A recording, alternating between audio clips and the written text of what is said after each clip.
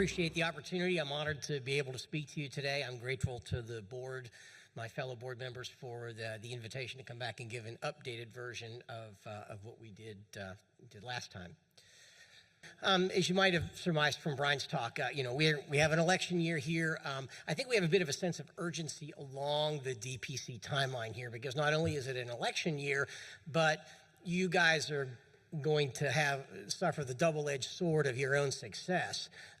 It is good to operate small and new and below the radar, but I think those days are becoming numbered. The good news is you're succeeding. You're becoming visible to people who are friendly to you. The bad news is you're succeeding and becoming visible to your potential natural enemies in the environment. Current messaging on healthcare, as you know, we have one political party at one extreme, one at the other extreme. And all they have done for the past several decades is throw rocks at each other. And there's been no effective messaging that has moved the ball forward. So my hope in this talk today is to give you some historical background and give you the means to message more effectively. And as you are challenged, as you inevitably will be by folks in a potentially hostile environment, as to what is it that you do, why do you do it, and can you defend it to people who don't think it's such a good idea, whether that's for their own selfish purposes or otherwise. So the first point here, and this is preaching to the choir, you understand this, I understand this, but remember the outside world does not. And that is that healthcare financing and the care itself are not the same. They are, of course, intimately connected, but so much of what we get blamed for as physicians, we don't focus enough on prevention, we don't focus enough on well care, you guys only care if somebody gets sick. Well, this doesn't come from how we do what we do. This comes from how the financing part forces us to behave. So your first point in messaging the outside world is financing and the care itself are not the same. So now, if we're going to look at healthcare financing, let's look at that history. Let's look at us versus Western Europe versus National Health Service, other systems in Western Europe. How did we get to where we are? How did they get to where they are? And why did we go in such different directions?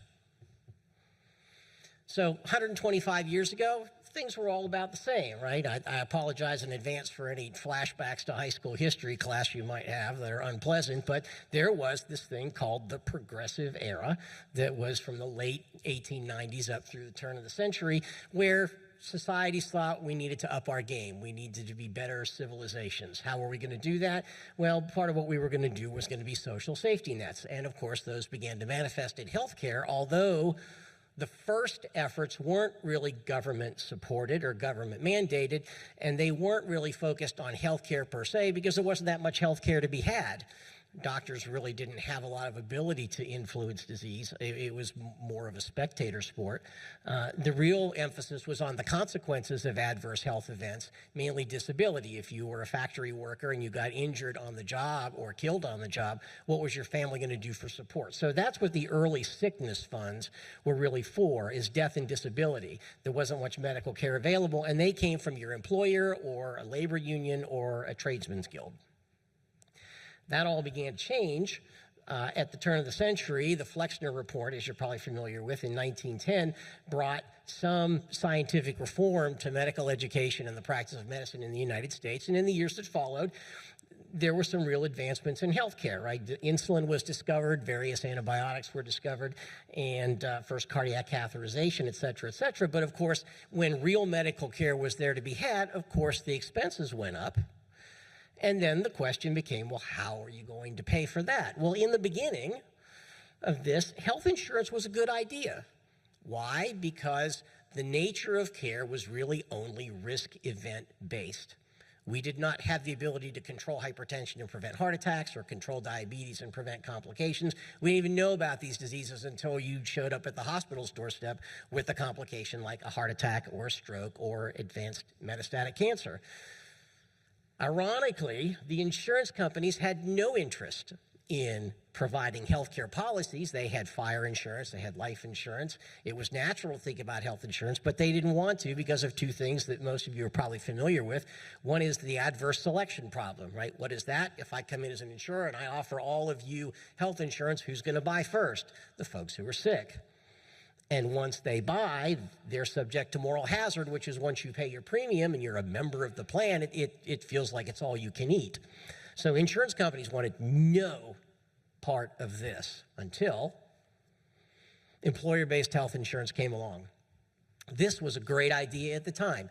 It took hospitals, and this is Baylor Hospital, by the way, and this was the first hospital that entered into a health insurance agreement with the school teachers in Dallas, Texas, in a plan that eventually became Blue Cross.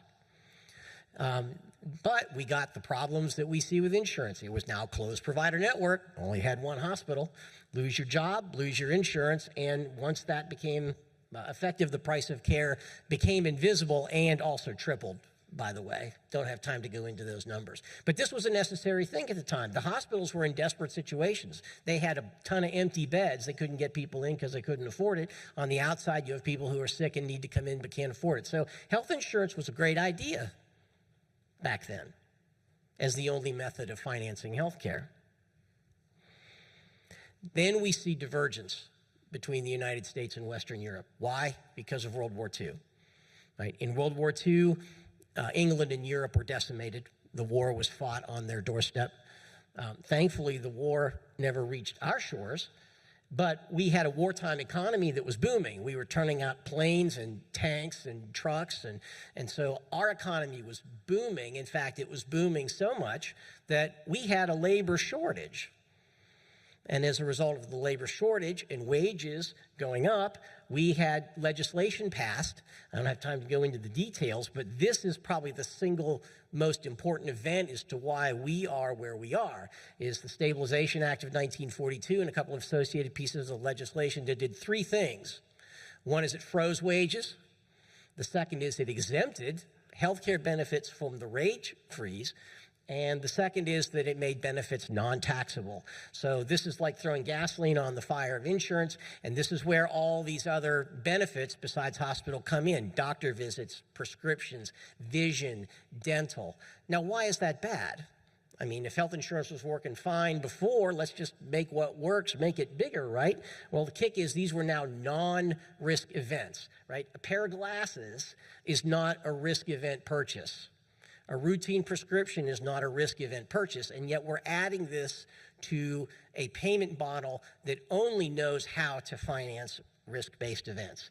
That was the beginning. That's the inflection point. That's where Europe went this way. We started going this way. So we also have divergence going on across the pond, right? The progressive era was supported by the ravages of 2 world wars and a depression in between. There was a real push to use government to support the condition of mankind. There was a report written by William Beveridge in 1942. It got a lot of interest in the United States as well as in Britain, but it was what led to the formation of the National Health Service in 1948. So this is certainly going on. In my opinion, just my opinion, I think the economic ravages of war were a greater influence on this. I don't think Britain or Western Europe had a choice at the end of World War II except to have the government finance healthcare because there was no private sector to cover it. So now the inflection points are defined. Now what happens? We have an explosive growth on both sides of the pond in medical capabilities. Life expectancy increases, 53 years, 71 years to 79 years in 2020. Why does that happen? How do you get from 53 years to 71 to 79? Well, because you're managing chronic disease. But this now creates a big problem that the risk-based, event-based insurance financing cannot recognize and cannot handle in any kind of efficient way, which is the preventative care and chronic care. Why do doctors get ragged on all the time? You hear it, I hear it. You guys only care about sick people. You don't want to see people unless they're sick. You'll fix them when they're sick, but you don't care about them when they're well. Why are we getting blamed for that? That's an artifact of the payment system, because risk-based, event-based financing can't recognize, by definition, any care that happens without an event that provokes it. So here's the slide devotes to that. Insurance is a method of financing risk. Transactions occur only after a risk-based event. That means preventative care just doesn't work here. It only works for rare and expensive events. So what happens when that mismatch is allowed to propagate over time? Well, we get all these complications. This is the stuff we heard about yesterday. We get all these add-ons. We get all these Band-Aids to try to fix an intrinsic design flaw. And so we get pharmacy benefit managers. We get group purchasing organizations that serve as middlemen that add no intrinsic value. We heard lots about middlemen yesterday, but the one new thought I'm going to offer you is I don't think these middlemen are intrinsically evil. It's very easy, especially after last night's lecture. We hear about all these awful numbers of all this money that's going out the door with no value added for our patients, and yeah, I get angry when I hear that. But the bottom line is this is a natural consequence of the design flaw. So yeah, we can go after all of these white walkers, all of these pharmacy benefit managers and group purchasing organizations, but until you knock off the king, there's too many white walkers to kill. With more passage of time, more complications ensue, right? The middlemen become independent for-profit entities. Instead of volume purchasing discounts, they now become two-way gatekeepers, which is what this AI picture is supposed to show. And so they get laws that are favorable. The DOJ relaxes the merger rules, and pretty soon we go from a whole pile of pharmacy benefit managers down to 3. And that's where we sit. Again, a natural consequence that develops over enough time. So what are we stuck with now? Well, healthcare has a 73% overhead rate. That means that you and I and the folks that wear scrubs and white jackets to work that we work with who touch patients are stuck working with 25% of the entire pie. The rest is going to the admin. The rest is going to the suits. Again, are they evil? No, in my opinion, they're not. The problem is we're trying to buy a Ferrari to pack our kids up to go to school with or to move ourselves across the country. Can you do this? Can you buy a Ferrari and stuff it full of furniture? Yeah, you can, but it's going to be 10 times more expensive to do. It's going to be inefficient. Most of the furniture is going to fall out. I mean, can you do it? Yeah, but that's what happens. That's what causes a 73% overhead rate before the first person in a white coat or scrubs gets to touch a patient.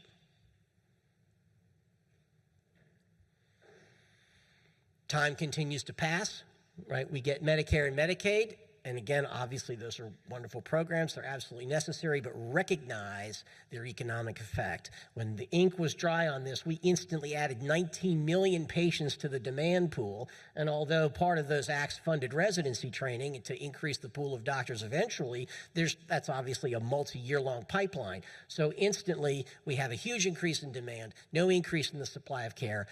We have a third-party payer that is paying whatever the doctor charged. Imagine that. And so prices go like crazy. And then over the ensuing decades, what else happens? Well, we get all of these new payment methods here, right, which are just Band-Aids on a machine that's broken. None of the, and that's not a complete list, obviously. You don't have time to list everything, take all day to go through all of these, and I'm not going to. But the bottom line is all Band-Aids. None of them changed the direction of the cost curve. None of them did what they purported to do. And so now we're faced to look at the future and contemplate other options. Now, this may not be pleasant to hear, but Medicare for All is a natural enemy of direct primary care. That's not spin. I took the quote right out of the bill. This is a copy-paste right out of the text of the Medicare for All Act of 2023 that says that you may not collect a fee from a patient outside the confines of the act. Now, I'm not a legal expert. Wish Brian was still here, but this seems to kill direct primary care right in its tracks instantaneously the minute the ink dries on something like this. So recognize that. But let's go ahead and take apart some of the reasoning behind this. All right, this quote comes from a congressman's website, Today, at a time when every other major country on earth guarantees health care to all of their people, it is time for the United States to fill that goal. What are the assumptions behind that question? Well, I think what this statement implies is that there was, once upon a time, a room full of experts that were carefully, objectively, non-politically weighing the options, starting with a blank piece of paper, and that every other industrialized nation on earth did this and calmly and rationally decided that a government-driven Medicare for all type system was the best thing out there. I submit to you that never happened. Now, there may have been experts in a room like this, maybe when they were writing the Beveridge Report in the early 40s that this was going on, but I would still submit to you that if you were in this room and you went to the back of the room and you looked out these windows, you would see this. The economic devastation of World War II, and I would submit to you that those committees couldn't be objective. They were influenced by the politics and the economics and the ravages of war, and they had no other choice but to completely nationalize their system. If you didn't give it to the government, who was going to do it? There was no private sector infrastructure. From my research, there was no hospital in London that did not get bombed. So what other choice is there? So where's that leave us? Well, we could spend the rest of the day looking at performance data between the National Health Service and the United States. I'm only going to put up one. We'll start with the United States and say that this curve down here, we had a peak of healthcare satisfaction in 2010 at about 62%, and that will decline down to around 48% by 2022. Now, if you don't like Obamacare, you go, aha, there's the proof. Obamacare ruined everything. Well, fine, except here's the National Health Service's satisfaction things. They also have a peak satisfaction in 2010, and theirs dropped off even worse. Their satisfaction rate is 29%. It's abysmal, and there was no Obamacare over there. So something else happened. What happened, in my opinion, this is just falling farther and farther behind on chronic care. Right? Each system being built differently responds in a different way. In the National Health Service, they ration chronic care and elective care. That leads to a decrease in satisfaction. In the United States, we don't ration it, it just becomes more expensive. But you end up with declining satisfaction in both systems. So in response to the statement, it's time for the United States to step up. It's time for the United States to do what all the other industrialized nations have done. My response is, well, why would we want to replace our big mistake with their big mistake? So what's left? So how do we message? What is it that I would suggest, at least as a starting point? You look at this, and obviously each of you makes your own messaging about this, but here's the starting points that I offer you. The first is to distinguish health care itself from health care financing. Obvious to us, not obvious to the people with whom you need to communicate. The health insurance model is poorly suited to non-risk-based care. It is incapable of recognizing non-risk event-based care, and that means when you force a square peg into a round hole, you make healthcare far more expensive and significantly less effective. That's why we as a system struggle with chronic care. The payment system, by definition, cannot recognize care that happens before or in the absence of an adverse event. As a result, over time, we get all these other complications, right? We all memorized in medical school. Diabetes goes uncontrolled, nephropathy, retinopathy, neuropathy. Here, this is what PBMs and group purchasing organizations are equivalent to. They are the long-term complications. The people who do these systems are not intrinsically evil. In my opinion, it does not help to demonize them from a messaging standpoint, because you just anger people that you're trying to message to. It's not the way to convert hearts and minds. And they're stronger than we are. These folks can lobby. They've been at it longer than we are. They're smarter politically than we are. I don't think it's a good strategy. What you're doing is far more effective and far better for messaging. The DPC finance model is far better than the insurance model for chronic disease care, as well as lower levels of acute care, right? You guys are great at lacerations, sprained ankles, abdominal pain. You guys are great at that stuff. DPC financially supports non-risk event, pre-risk event care, chronic care. Now, in recognition, we're not trying to get rid of insurance. We're just trying to stop abusing it. We're just trying to stop overusing it and misuse it. It has a place, obviously, for risk-based event care, but the vast majority of care that is delivered is not risk event-based care.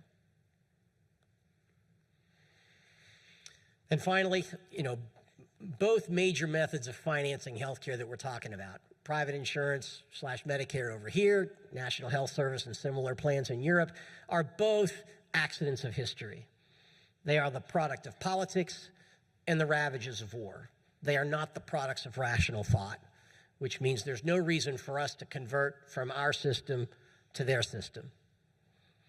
We've been doing this, we've lost our way for 125 years. We're not going to fix this overnight.